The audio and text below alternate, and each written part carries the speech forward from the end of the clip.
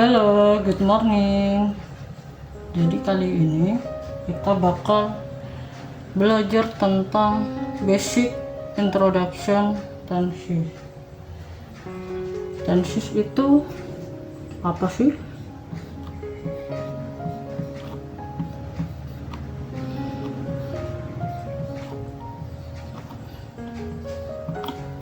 Nah, kalau di dalam bahasa Indonesianya itu tenses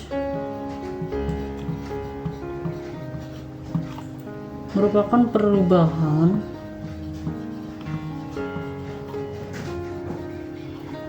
pada kalimat yang dipengaruhi oleh time signal atau keterangan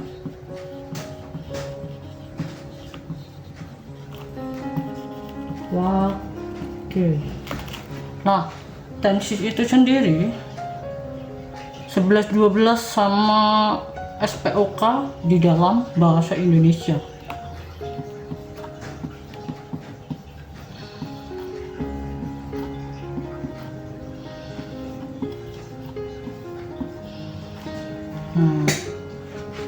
Kalau kita kan sekarang udah tahu nih ya tentang pengertian tenses itu sendiri.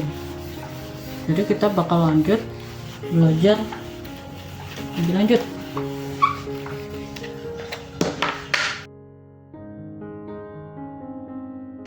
Oke, yang selanjutnya yaitu kita bakal belajar tentang timeline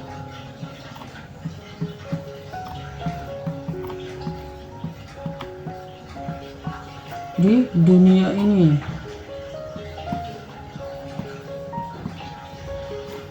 Kenapa sih kita perlu belajar timeline di dunia ini? Supaya ketika kita mau menentukan mau pakai tenses yang mana, kita bisa tahu nih, oh pada waktu itu kita pakai tenses yang ini, kalau waktu yang itu kita bisa pakai tenses yang ini gitu. Nah, kalau timeline di dunia ini itu terbagi menjadi 3. Yang pertama yaitu timeline present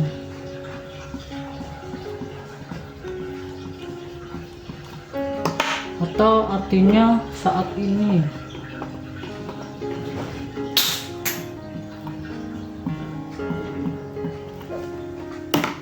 Nah, kalau kita mundur ke belakang, kita punya timeline waktu nih yang namanya past atau masa lalu, atau nih waktu lampau. Nah, dari masa lalu kita maju ke masa depan, kita geser ke masa depan. Masa depan bisa dinamain dengan waktu future.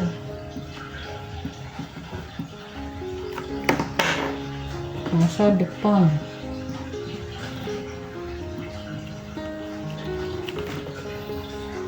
Nah, untuk di waktu present ini bisa terjadi di waktu sekarang.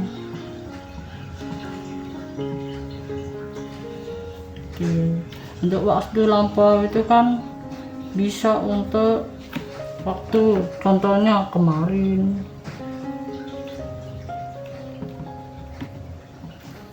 dua hari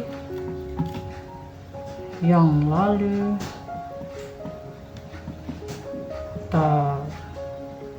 satu minggu yang lalu, tahun yang lalu dan seterusnya. Untuk masa depan itu kita itu belum bisa tahu kejadiannya bagaimana, tetapi kita bisa memprediksinya. Contohnya nih, besok atau 2 hari ke depan, 2 hari ke depan aku mau main bola, atau mungkin 1 tahun ke depan aku mau Agustusan atau gimana gitu. Nah, kalau kita udah paham timeline di dunia ini, kita bisa nih bagi tensisnya nih menjadi 16 gitu.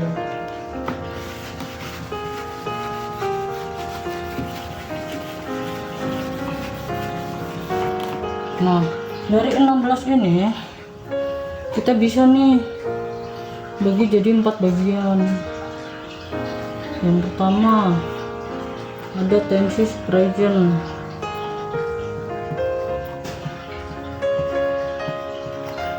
Yang kedua ada tensis past.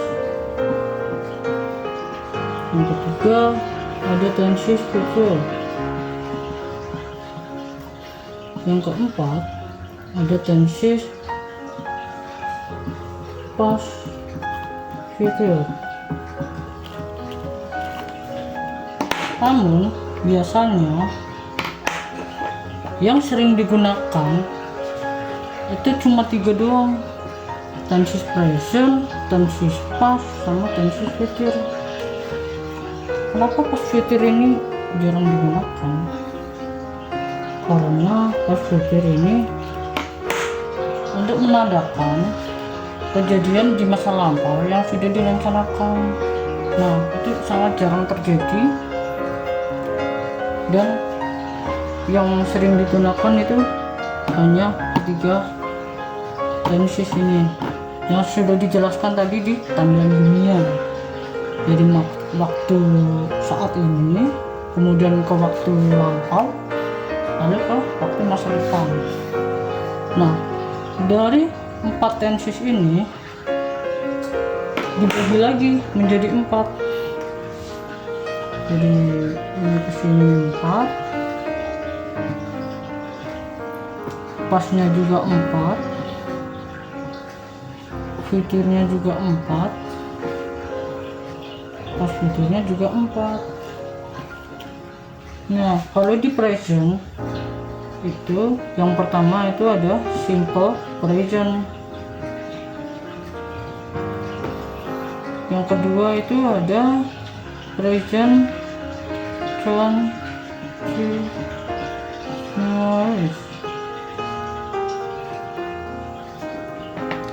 Lalu yang ketiga itu ada present perfect. Yang keempat ada present perfect continuous.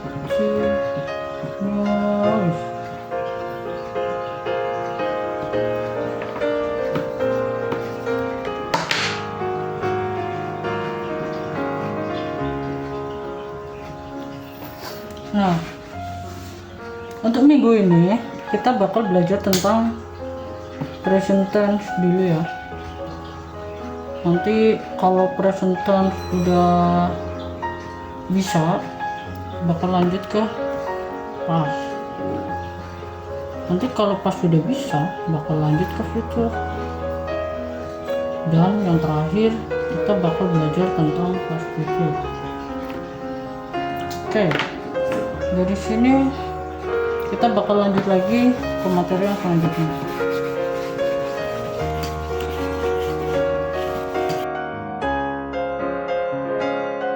Oke, untuk yang selanjutnya kita bakal belajar tentang aturan pola atau pattern di dalam tensis.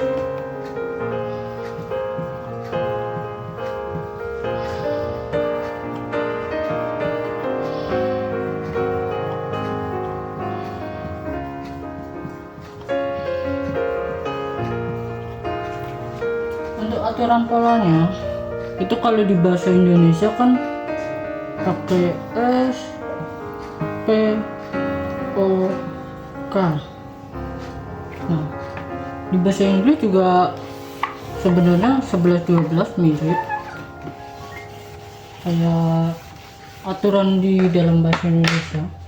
Cuman di dalam bahasa Inggris itu pola patronnya itu lebih kompleks dan nggak bisa sembarangan kita memasukkan atau membolak-balikan urutannya gitu.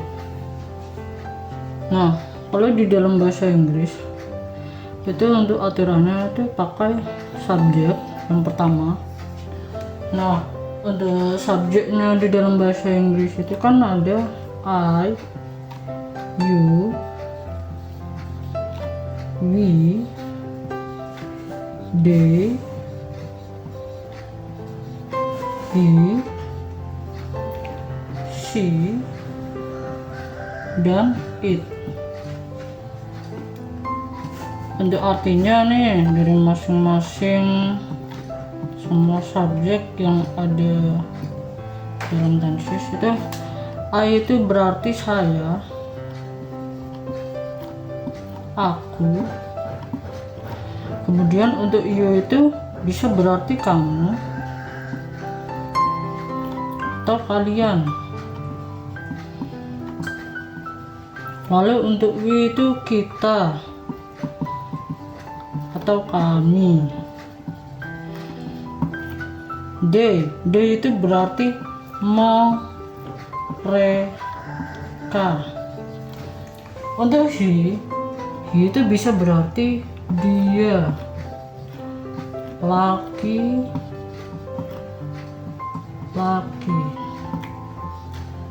He juga bisa untuk mewakili nama orang, tetapi yang jenis kelaminnya itu laki-laki. Contohnya Agus, Udin. Lalu he juga bisa mewakili panggilan di dalam keluarga yang jenis kelaminnya laki-laki. Contohnya ada ayah. Ayah kan dalam bahasa Inggrisnya itu kan father.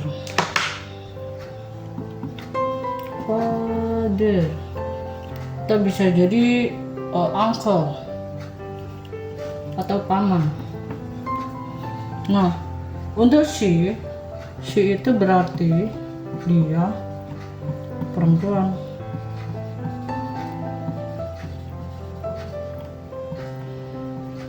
Atau contohnya lagi nih, nama orang tetapi yang perempuan, bisa jadi pakai Putri,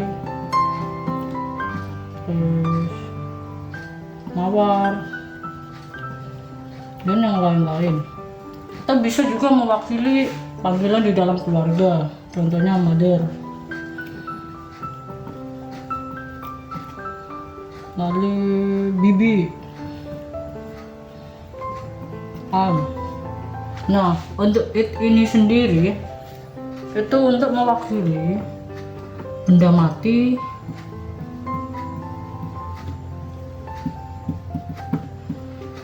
atau benda hidup atau makhluk hidup selain manusia.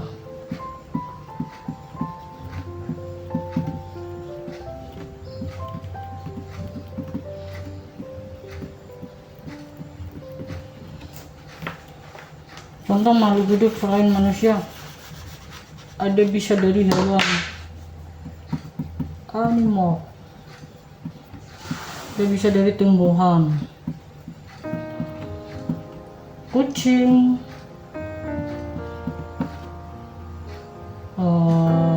kambing, atau pohon. Itu. Nah, kita kan udah belajar nih tentang subjek. Kalau di dalam bahasa Inggris, subjek itu biasanya deket banget tuh posisinya sama auxiliary.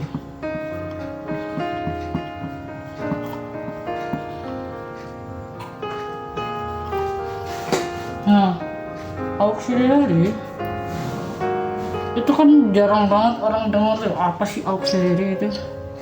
Auxiliary itu adalah kata hubung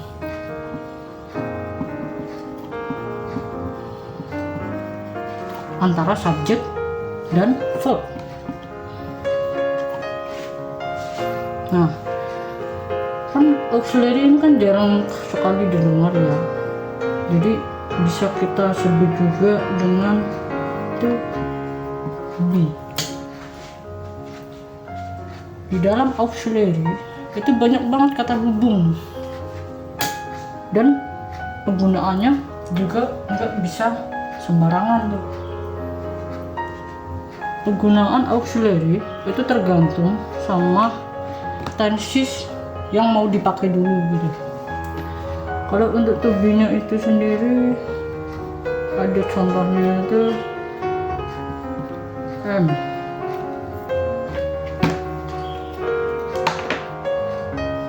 terus ada are, is, terus ada lagi have, has, kemudian ada lagi was, were, kemudian ada lagi had, dan seterusnya.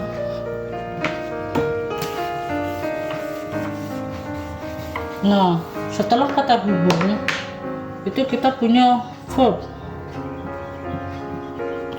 atau kata kerja yang dilakukan oleh subjek.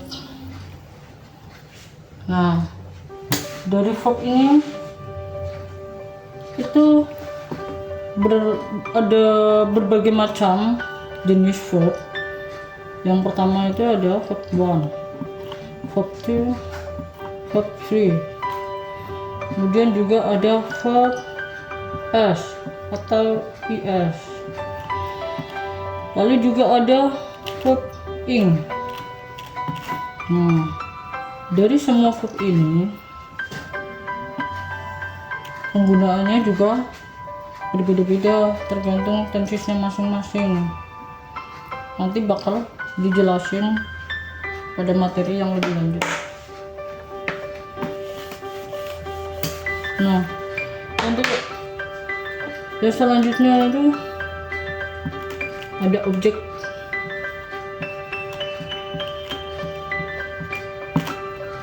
Objek itu apa? Objek itu adalah sesuatu yang menerangkan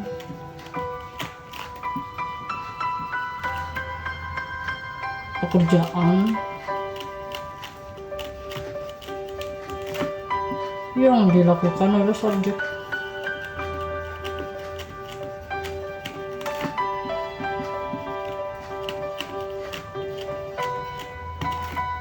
Contoh nih, Agus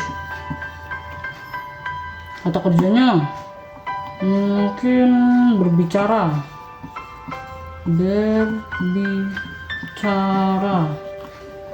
objeknya bahasa Inggris. Agus mewakili subjek, berbicara mewakili verb, bahasa Inggris mewakili objek. Kalau kita bahasa Inggris kan gimana?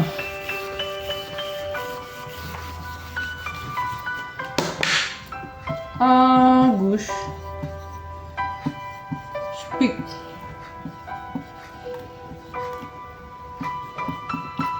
English. Agus jadi subjek, speak jadi verb, English jadi objek.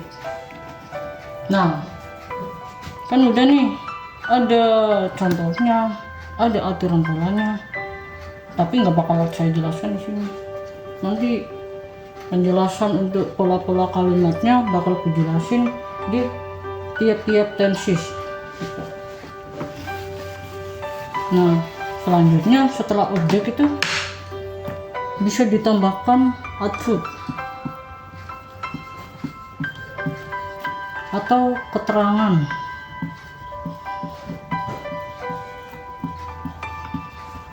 Attribut itu ada banyak banget, ada macam-macam gitu. Ada attribut of time atau keterangan waktu.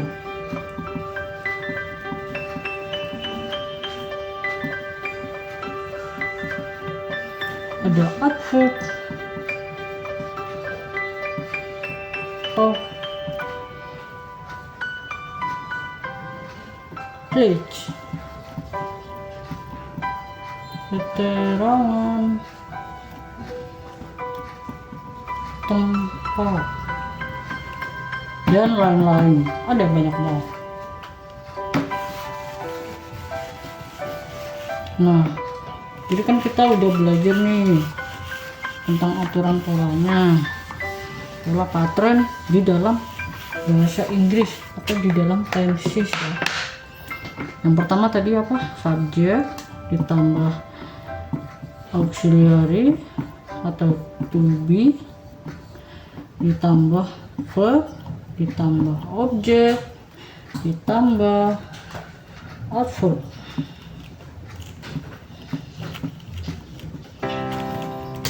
Ini semua bakal kita gunain ke depannya. Jadi ini itu udah aturan tetap dan pasti gitu. Oke, mungkin sampai di sini dulu untuk basic introduction tenses. Kita lanjutkan materi di pertemuan selanjutnya.